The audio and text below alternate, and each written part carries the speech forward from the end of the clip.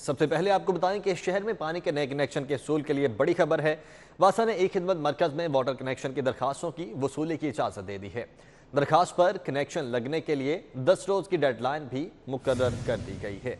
तो वासा ने ई खिदमत मरकज में वाटर कनेक्शन की दरखास्तों की वसूली की इजाज़त दे दी है और दरखास्त पर कनेक्शन लगने के लिए 10 रोज़ की डेडलाइन भी मुकर्रर कर दी गई है।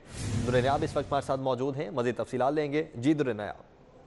जी बिल्कुल, इससे पहले वासा के कनेक्शंस में मुतलका एसटीओ के दफातर में एप्लीकेशन देनी पड़ती थी और एक तवील प्रोसेस होता था जिसमें 2 से 4 बार लग जाते थे और कनेक्शन जो है वो मिलता था। अब वासा ने ई खिदमत मरकज पे वाटर कनेक्शन की इजाजत दे दी है।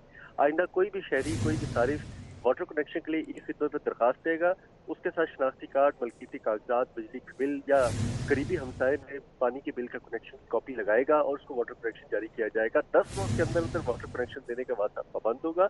इसका बाकायदा एमडी वासा सैयद जाहिर अजीज की जानिब से नोटिफिकेशन जारी कर दिया गया है। जी ठीक है दुरनायाब, बहुत शुक्रिया आपका।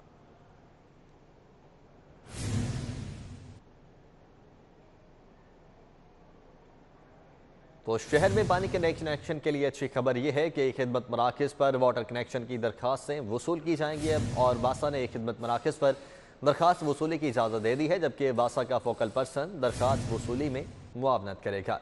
कनेक्शन के लिए दरखास्तें एसटीओज़ को ऑनलाइन भिजवाई जाएंगी और वासा वाटर कनेक्शन 10 रोज़ के अंदर फ्राहम करने का पाबंद होगा और शनाख्ती कार्ड की कॉपी, मलकियती कागज़, बिजली के बिल की कॉपी भी साथ लगेगी।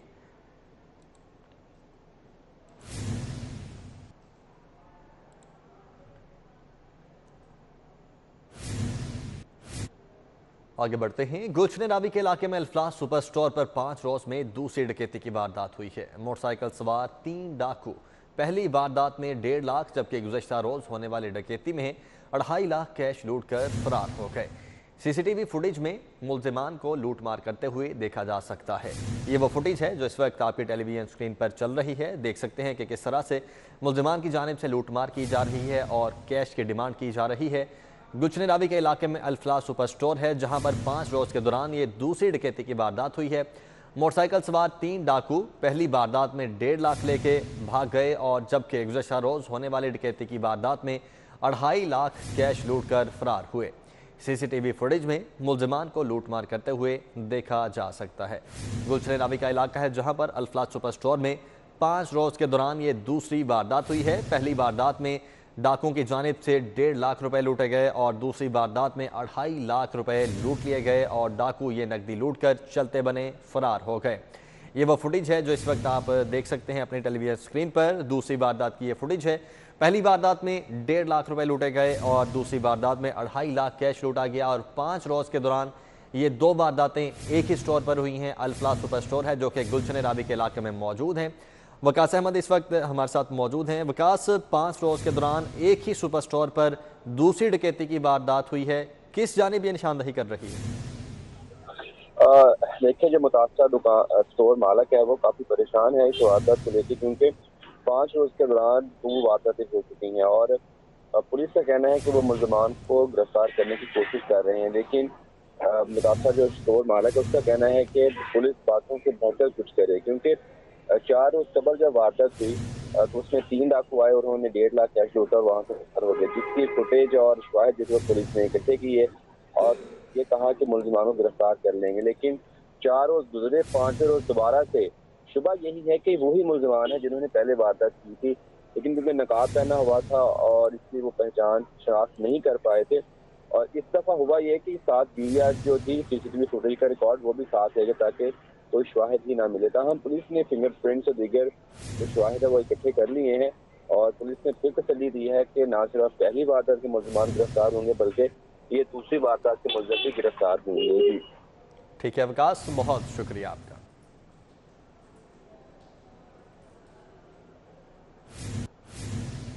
और शहर भर में तजावुज़ात की भरमार है। बागबानपुरा में भी तजावुज़ात की भरमार से शहरियों को शदीद मुश्किलात का सामना करना पड़ रहा है।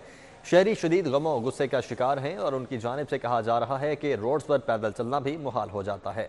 अजमत अवान इस वक्त हमारे साथ मौजूद हैं और वो बागबानपुरा में ही मौजूद हैं। अजमत, बताइएगा कि शहरियों की जानिब से क्या शिकवा किया जा रहा है इंतज़ामिया से?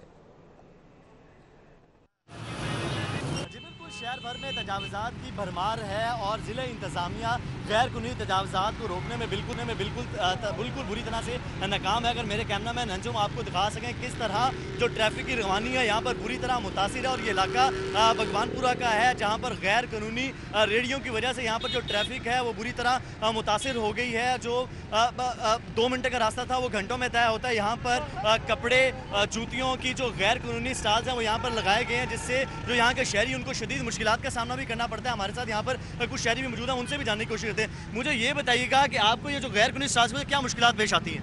अस्सलाम वालेकुम। मेरा ये डेली बेसिस पे यहाँ से गुजरना होता है, डेली बेस पे मैंने यहाँ से गुजरना होता है और काफ़ी यानी कि कह लें कि घंटा 1.5 घंटा ट्रैफिक जाम रहती है। अगर बंदा कह लें कि पैदल बाइक लेकर गुजर जाए वो भी बहुत मुश्किल होता है। पैदल बाइक या पैदल खुद भी नहीं चल के जा सकते, इतनी ट्रैफिक इधर होती है। आप ये इधर बैक साइड पे देखें, ये सारी रेडियाँ लगी हुई हैं। यहाँ भगवानपुरे से लेकर आप शालामार चौक तक देख लें, वहाँ भी बिल्कुल ऐसे ही ट्रैफिक जाम है और ना इन्हें कोई रोकने वाला। अगर इन्हें कोई कहता है तो आगे से ये बदतमीज़ी करते हैं, गाली गलौज करते हैं और लड़ाई झगड़ा करते हैं। 1-2 मरतबा पहले ऐसे हुआ है। 15-20 दिन सुकून रहा है, 15-20 दिन ट्रैफिक जो है ना बिल्कुल नॉर्मल और रनिंग में रही है और 15-20 दिन गुजरने के बाद फिर इन्होंने ये काफ़ी तकरीबन 400-500 से ऊपर रेडी लगाई है। जी बिल्कुल, यहाँ पर एक और शहरी भी मौजूद हैं, हम उनसे भी जानने की कोशिश करते हैं। जी आप बताइएगा, आपको ये गैर कानूनी तमीरात की वजह से क्या मुश्किलात पेश आ रही हैं? ये हमारा रोज़ का आना जाना सीधा रास्ता है। यहाँ से लेकर शालामार चौक तक आधा पौना घंटा लग जाता है घर जाते। ये रेडी की वजह से बहुत ज़्यादा मुश्किलात पैदा होती है आवाम को। यहाँ पे अक्सर एम्बुलेंस बचत देती है, घंटा लग जाता है। हमारी हुकूमत से ये मुतावला है कि इस रेडी जो इनको ऐसी जगह फराहम की जाए जहाँ पर ट्रैफिक जाम ना हो, यानी कि लोगों को आना जाना कर। बिल्कुल, यहाँ पे जो शहरी थे उनका यही कहना था कि उनको शदीद मुश्किलात का सामना करना पड़ रहा है और दूसरा जो यहाँ के जो गैर कानूनी तमीरात जो रेडी वाले हैं उनका भी यही कहना था कि हम गरीब लोग हैं और हमें कुछ गवर्नमेंट की जगह दी जाए जहाँ पर हम रेडियाँ लगा सकें और ताकि यहाँ से भी हम जो गैर कानूनी। ठीक है अजमत, बहुत शुक्रिया आपका। आगे बढ़ते हैं। इंडोनेशिया के सफीर एडमिन लावर मेन टोक्यो का दौरा लाहौर। इंडोनेशिया के सफीर ने बादशाही मस्जिद शाही किले की सैर की। किले की इंतजामिया ने इंडोनेशिया के सफीर को फ़न तामीर से आगाह किया। सफ़ीर ने मुगलिया फ़न तामीर की तारीफ़ की। इस हवाले से हमारे रिपोर्टर ताहिर जमील हमारे साथ मौजूद हैं, उनसे इस दौरे का अहवाल जानेंगे। ताहिर से गालिबन राब्ता मुनक़ता हुआ है। आपको बताते चलें कि इंडोनेशिया के सफ़ीर एडमिन लावरमैन टोक्यो ने दौरा लाहौर किया है। इंडोनेशिया के सफ़ीर ने बादशाही मस्जिद शाही किले की सैर की। किले की इंतजामिया ने इंडोनेशिया के सफ़ीर को फ़न तामीर से आगाह किया है और सफ़ीर ने फ़न तामीर की तारीफ़ भी की।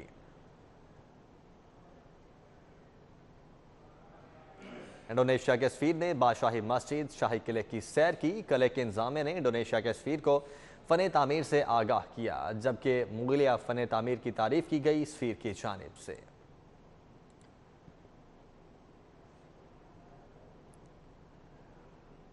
वज़ीर आला पंजाब सरदार उस्मान बुज़दार जेहलम रवाना हो चुके हैं। वज़ीर आला उस्मान बुज़दार जेहलम आमद पर वज़ीर आज़म का इस्तकबाल करेंगे। वज़ीर आला जेहलम में मनसूबों के इफ्तिताही तकरीब में शिरकत भी करेंगे। तो वज़ीर आला पंजाब सरदार उस्मान बुज़दार जेहलम रवाना हो चुके हैं। वज़ीर आला पंजाब सरदार उस्मान बुज़दार जेहलम आमद पर वज़ीर आज़म का इस्तकबाल करेंगे और वज़ीर आला जेहलम में मनसूबों की इफ्तिताही तकरीब में शिरकत भी करेंगे। इसके साथ साथ जेहलम आमद पर वज़ीर आज़म इमरान खान का इस्तकबाल किया जाएगा वज़ीर आला पंजाब सरदार उस्मान बुज़दार की जानिब से। और वज़ीर आला पंजाब सरदार उस्मान बुज़दार इस वक्त जेहलम रवाना हो चुके हैं। आगे बढ़ते हैं, बात करते हैं अपोजिशन लीडर हमजा शहबाज शरीफ की रिहाई पर। तो मुस्लिम लीग नून के रहनुमा का PDM की तहरीक में नवाज शरीफ और शहबाज शरीफ की हिदायत से हिस्सा लेने का फैसला सामने आया है। तो अपोजिशन लीडर हमजा शहबाज शरीफ की रिहाई पर मुस्लिम लीग नून के रहनुमा का PDM की तहरीक में नवाज शरीफ और शहबाज शरीफ की हिदायत पर हिस्सा लेने का फैसला कर लिया गया है और इजलास में लॉन्ग मार्च हुकूमत मुखालिफ तहरीक पर मुशावरत होगी। हमजा शहबाज की रिहाई के बाद पार्लिमानी पार्टी का इजलास बुलाने का फैसला किया गया है। अली अकबर इस वक्त हमारे साथ मौजूद हैं। अली अकबर, बताइएगा क्या मुशावरत होगी? अपोजिशन लीडर मियां हमजा शहबाज ने अपनी रिहाई के बाद फैसला किया है कि आइंदा का जो लाएअमल होगा उसके लिए वो अपने जो पार्टी कायदीन है मियां नवाज शरीफ और शहबाज शरीफ उनसे हदायत लेंगे। हमजा शहबाज शरीफ की जानिब से फिलहाल ये फैसला किया गया है कि वो PDM की तारीख में खासतौर पर जो लॉन्ग मार्च के हवाले से जो है वो PDM तैयारी कर रही है उसमें भरपूर हिस्सा लेंगे और इस हवाले से अनकरीब आइंदा 1 से 2 रोज़ में पार्लिमानी पार्टी का इजलास तलब किया जाएगा। इस इजलास में अरकान सूबाई असम्बली को आइंदा का लाएअमल दिया जाएगा। उसके साथ साथ बताया यह जा रहा है कि हमजा शहबाज शरीफ की जानिब से जो है वो फौरी तौर पर रब्ता करने की जो है रब्ता किया गया शहबाज शरीफ से और नवाज शरीफ से और आइंदा का लाएअमल जो है वो उनसे लिया गया कि आइंदा जो है वो हमजा शहबाज शरीफ की जो है वो तहरीक उनको किस तरह से चलाया जाएगा और ख़ासतौर पर PDM के हवाले से जो है क्योंकि इससे पहले जो है वो मुस्लिम लीग नून की जानिब से मरियम नवाज जो है वो भरपूर अंदाज में हिस्सा ले रही थी PDM की तहरीक में और मुस्लिम लीग नून की नुमाइंदगी जो है वो मुस्लिम लीग नवाज की मरियम नवाज और उसके साथ साथ एहसन इकबाल, राना सनाउल्लाह और दीगर कायदीन कर रहे थे। लेकिन अब ये फैसला किया गया कि हमजा शहबाज भी भरपूर अंदाज में PDM की तहरीक में हिस्सा लेंगे। जी ठीक है अली अकबर, बहुत शुक्रिया आपका।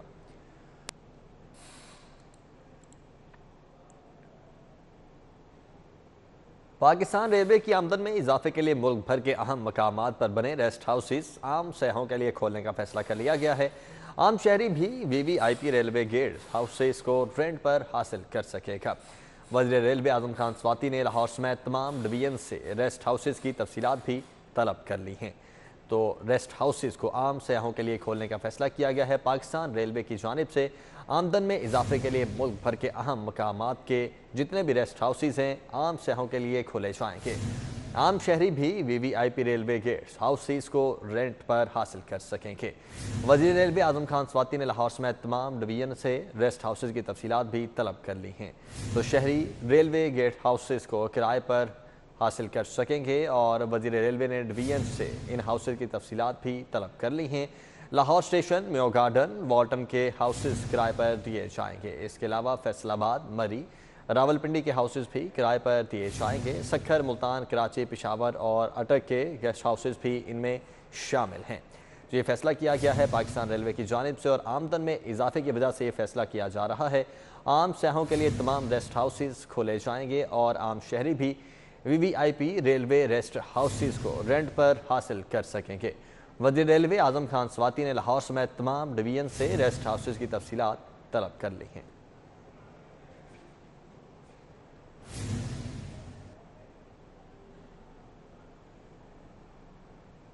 शादमान इतवार बाजार की रौनकें बहाल मगर इंतजामिया के नाकिस इंतजामात। इतवार बाजार में ना कोई सिक्योरिटी चेकिंग, ना ही सिक्योरिटी एहलकार है, ना ही इंसादे कोरोना के SOPs पर अमल दरामद करवाया जा रहा है।